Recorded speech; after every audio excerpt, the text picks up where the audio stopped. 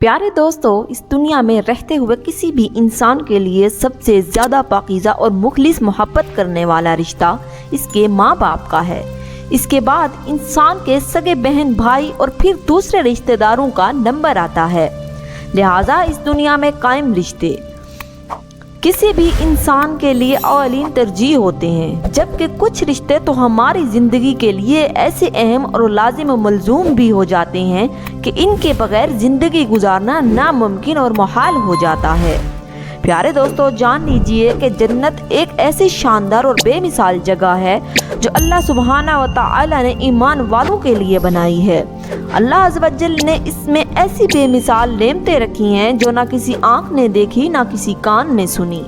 और ना ही किसी के दिल में इनका ख्याल गुजरा। प्यारे दोस्तों, जन्नत के बारे में जो भी कुछ बयान किया जाता है वो सिर्फ समझाने की खातिर होता है, वरना इस दुनिया की आला से आला तरीन चीज़ का भी जन्नत की किसी नेमत से कोई मुकाबला नहीं। अब यहाँ अक्सर हमारे जहनों में ये ख्याल आता है कि जब ईमान वाले और मुसलमान जन्नत में जाएंगे और यकीनन जन्नत की ज़िंदगी कभी ना ख़त्म होने वाली है,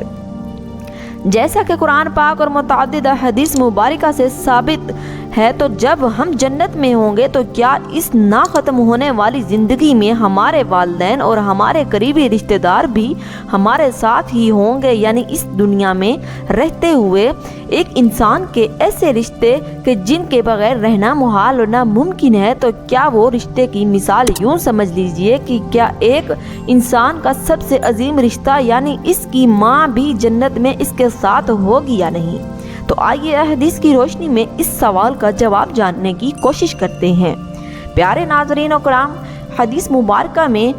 है कि जब कोई रूहुल अलीयीन में पहुंचती है तो वहां पर पहले से मौजूद रूहें इससे मिलने आती हैं और दुनिया में मौजूद अपने रिश्तेदारों के बारे में भी मालूम करती हैं। लिहाजा जब कोई इंसान मरने के बाद अलीयीन में पहुंचता है, इसके रिश्तेदार इससे ऐसे मिलते हैं कि जैसे किसी दूर दराज से आने वाले मुसाफिर से मुलाकात की जाती है और दोनों आपस में मिलकर बहुत खुश होते हैं।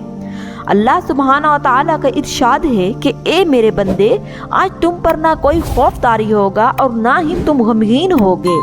मेरे वो बंदे जो हमारी आमतियों पर ईमान लाए थे, उम्मीदों पर ईमान लाए थे और फर्मा बरदार रहे थे, तो तुम भी और तुम्हारी बीवियां भी खुशी के साथ जन्नत में दाखिल हो जाओ। इनके आगे सोने के प्याले और गिलास गर्दिश में लाए जाएंगे और इस जन्नत में वो हर चीज़ होगी जिसकी दिलों को ख्वाहिश होगी और जिसमें आँखों की लज्जत हासिल होगी। इनसे कहा जाएगा कि इस जन्नत में तुम हमेशा रहोगे। प्यारे नाजरीन, इस आयत मुबारका से ये साबित होती है कि जन्नती मुर्दों की बीवियां भी जन्नत में इनके साथ होंगी और एक साथ जन्नत में रहेंगी और वहाँ जन्नत में इन्हें हर वो चीज़ मुहैया की जाएगी जिसकी वो ख्वाहिश करेंगे। हज़रत अबू हुरैरा रज़ियल्लाहु ताला अन्हु से रवायत है कि नबी करीम सल्लल्लाहु अलैहि वसल्लम ने इरशाद फरमाया, जिस वक़्त कोई मोमिन बंदा मरने के करीब होता है तो रहमत के फरिश्ते सफ़ेद रेशमी कपड़ा लेकर आते हैं और इसकी रूह से कहते हैं कि निकल जा, तो अल्लाह से रज़ामंद है और अल्लाह तुझसे रज़ामंद है, अल्लाह ताला की रहमत की जानिब और इसके रिज़्क़ की जानिब और अपने परवरदिगार की जानिब जो कि गज़बनाक नहीं है। फिर वो रूह इस तरह मुअत्तर हालत में निकल जाती है जिस तरह से लामहदूद खुशबूदार मुश्क और फरिश्ते हाथ पर से इसे उठाते हुए आसमान के दरवाज़ों पर ले जाते हैं। तो आसमान वाले फरिश्ते कहते हैं कि क्या मोहम्मद खुशबू है जो कि ज़मीन से आई है। फिर इसको असल ईमान की अरवाह के पास लाते हैं और वो अरवाह खुश हो जाती है और ये खुशी इसे खुशी से भी ज़्यादा होती है जो किसी खड़े हुए इंसान की आमद से इंसान को मैसर मन आती है। फिर वो पहले से मौजूदा मोमिनीन इस नए आने वाले से दरियाफ्त करते हैं कि फ़लाँ आदमी ने क्या किया और फ़लाँ आदमी का क्या हुआ, यानी जिस शख्स को दुनिया में छोड़कर गए थे अब वो किस तरह के कामों में मशगूल है। फिर इन्हें में से चंद रूहें आपस में एक दूसरे से कहती हैं कि अभी ठहर जाओ और इसे छोड़ दो क्योंकि अभी ये दुनिया के गम में मुब्तला है। پھر یہ روحیں پوچھتی ہیں کہ کیا ابھی وہ شخص تم لوگوں کے پاس نہیں پہنچا؟ وہ تو کب کا مر چکا تھا۔ تو اس پر وہ روحیں کہتی ہیں کہ پھر وہ تو جہنم میں گیا ہوگا۔ پیارے ناظرین کرام، ہمارے پیارے نبی کریم صلی اللہ علیہ وآلہ وسلم نے فرمایا تمہارے اعمال تمہارے ان رشتہ داروں اور خاندان والوں کے سامنے جو آخرت یعنی عالم برزخ میں ہیں پیش کیے جاتے ہیں۔ اگر نیک عمل ہوں تو وہ خوش ہوتے ہیں اور کہتے ہیں کہ اے اللہ، آپ کا فضل اور رحمت ہے، پس اپنی یہ نعمت اس پر پوری کیجیے اور پھر اس کو موت دیجیے۔ اور پھر اسی طرح ان پر گناہ گار شخص کا عمل بھی پیش کیا جاتا ہے تو وہ کہتے ہیں کہ اے اللہ، اس کے دل میں نیکی ڈال دے جو تیری رضا اور مغرب کا سبب ہو جائے۔ پیارے دوستو، مختلف روایات سے یہ بات معلوم ہوتی ہے کہ جنت میں مختلف رشتہ دار ایک دوسرے کو پہچانتے ہوں گے اور ایک دوسرے سے ملتے جلتے رہیں گے، جبکہ ان میں سے بعض کو ایک دوسرے کے ساتھ رکھا جائے گا۔ جان لیجئے کہ قرآن پاک میں سورہ طور کی آیت نمبر 21 میں اللہ سبحانہ و تعالی کا فرمان ہے، اور جو لوگ ایمان لائے ان کو اولاد نے بھی ایمان میں ان کی پیروی کی تو ان کی اولاد کو ہم انہیں کے ساتھ شامل کر دیں گے اور ان کے عمل میں کسی چیز کی کمی نہیں کریں گے۔ اللہ اکبر کبیرہ۔ پیارے دوستو، حضرت ابن عباس رضی اللہ تعالیٰ عنہ سے مروی ہے کہ بے شک اللہ سبحانہ و تعالی مومن کی آنکھوں کو ٹھنڈا کرنے کے لیے اس کی اولاد کو ان کے اصل مقام سے بلند کر کے اس کے پاس اس کے درجے میں پہنچا دیں گے، اگرچہ یہ اولاد اپنے اعمال کے اعتبار سے اسی درجے تک نہ پہنچتی ہو۔ اور پھر آپ صلی اللہ علیہ وآلہ وسلم نے یہ آیت مبارکہ تلاوت فرمائی، اور جو لوگ ایمان لائے ہیں اور ان کی اولاد نے بھی ایمان میں ان کی پیروی کی، اس سے معلوم ہوتا ہے کہ انسانوں کی اولادوں کو اس کی خواہش کے مطابق ان کے ساتھ ہی رکھا جائے گا۔ جو لوگ جنت میں جائیں گے تو یقیناً یہ وہ لوگ ہوں گے جنہوں نے اس دنیا میں رہتے ہوئے نیک اعمال کیے ہوں گے، جبکہ ایسے لوگ بھی ہوں گے کہ جنہوں نے گناہ کیے ہوں گے لیکن اپنے گناہوں پر شرمندہ اور نادم ہو کر اس دنیا میں اپنے گناہوں سے معافی مانگ لی ہو، صدق دل سے توبہ استغفار کر لیا ہو، تو اللہ تبارک و تعالی ان کو معاف فرما کر جنت میں داخل کرے گا، جہاں اللہ سبحانہ و تعالی ان کی ہر خواہش کو پورا فرما دے گا۔ اور یقیناً اس کی خواہش میں اسے ایک خواہش یہ بھی ہوگی کہ دنیا میں رہتے ہوئے اس سے جو بھی گناہ سرزد ہو چکے ہوں یا کوئی گناہ والے اعمال اس نے کیے ہوں تو اس سے وہ تمام اعمال بھلا دیے جائیں گے، کیونکہ جنت امن اور سکون کی جگہ ہوگی اور وہاں انسان کے ذہن میں منفی خیالات اور غم غصے کی کوئی گنجائش نہ ہوگی، اور ایک مومن اور جنتی کے لیے ہر طرف خوشحالی ہی خوشحالی ہوگی۔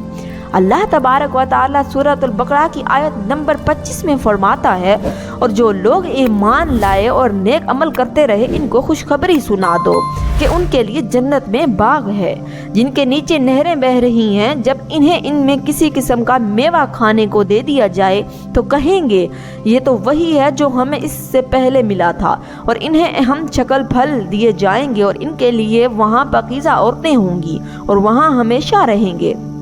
پیارے دوستو، ایک اور حدیث بھی ہے کہ نبی کریم صلی اللہ علیہ وآلہ وسلم نے ارشاد فرمایا، جب اہل جنت میں داخل ہوں گے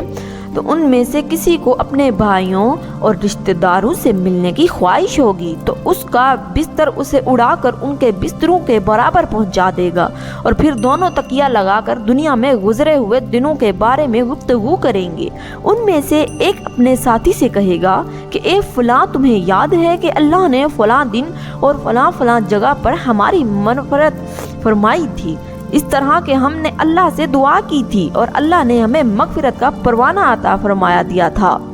پیارے دوستو، نبی مکرم صلی اللہ علیہ وآلہ وسلم کا مزاج مبارک کے بارے میں کئی ایک حدیث کے اندر بیان کیا گیا ہے کہ آپ صلی اللہ علیہ وآلہ وسلم انتہائی شگفتہ مزاج تھے اور نرمی اور محبت سے مسکرا کر بات کیا کرتے تھے، تاہم کئی بار آپ صلی اللہ علیہ وآلہ وسلم بے اختیار نہیں بھی دیا کرتے تھے، لیکن یہ اس وقت ہوتا ہے جب آپ صلی اللہ علیہ وسلم صرف آخرت کے امور میں ہنسا کرتے تھے، لیکن اگر کوئی معاملہ دنیا کے امور میں ہوتا تو اس پر آپ صرف تبسم فرمایا کرتے تھے۔ ناظرین اکرام، آپ صلی اللہ علیہ وسلم نے ایک بار صحابہ کرام کو آگاہ کیا کہ روز محشر جب کسی کو جہنم سے نکال کر جنت میں بھیجا جائے گا تو اس کی حالت کیا ہوگی۔ حضرت عبداللہ بن مسعود رضی اللہ تعالیٰ عنہ سے روایت ہے کہ حضور نبی کریم نے فرمایا، مجھے اچھی طرح سے معلوم ہے کہ سب سے آخر میں جہنم سے کون نکالا جائے گا، یہ سب سے آخر میں کون جنت کے اندر داخل کیا جائے گا۔ آدمی اپنے جسم کو گھسیٹتا ہوا جہنم سے باہر نکلے گا، چنانچہ اللہ تبارک و تعالیٰ اس سے فرمائے گا، جا جنت میں چلا جا، لہٰذا وہ جنت میں داخل ہو جائے گا اور جنت میں جا کر اسے پھر گمان گزرے گا کہ شاید یہ بھری ہوئی ہے، بس وہ واپس لوٹ کر پھر عرض کرے گا، اے رب میں نے تو وہ بھری ہوئی پائی ہے۔ چنانچہ اللہ رب العزت اس سے فرمائے گا، اور جا جنت میں داخل ہو، کیونکہ تیرے لیے جنت میں دنیا کے برابر بلکہ اس سے 10 گنا زیادہ حصہ ہے، یا فرمایا کہ تیرے لیے 10 دنیاؤں کے برابر حصہ ہے۔ پھر عرض کرے گا، اے اللہ کیا مجھ پر مزاح کرتا ہے یا مجھ پر ہنستا ہے، حالانکہ تو حقیقی مالک ہے۔ حضرت عبداللہ بن مسعود رضی اللہ تعالیٰ عنہ بیان کرتے ہیں کہ میں نے دیکھا کہ اس پر نبی کریم ہنس پڑے، یہاں تک کہ آپ کے دندان مبارک نظر آنے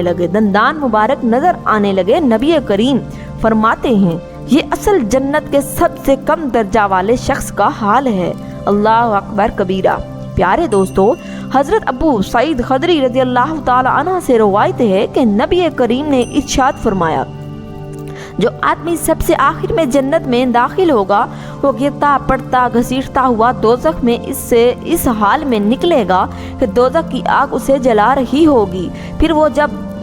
دوزخ سے نکل جائے گا تو پھر وہ دوزخ کی طرف پلٹ کر دیکھے گا اور دوزخ سے مخاطب ہو کر کہے گا، بڑی برکت ہے وہ ذات کے جس نے مجھے تجھ سے نجات دی، اور اللہ سبحانہ و تعالی نے مجھے وہ نعمت عطا فرمائی کہ اولین و آخرین میں سے کسی کو بھی وہ نعمت عطا نہیں فرمائی۔ پھر اس کے لیے ایک درخت بلند کیا جائے گا، وہ آدمی کہے گا، اے میرے پروردگار مجھے اس درخت کے قریب کر دیجئے تاکہ میں اس سے سایہ حاصل کر سکوں اور اس کے پہلو سے پانی پیوں۔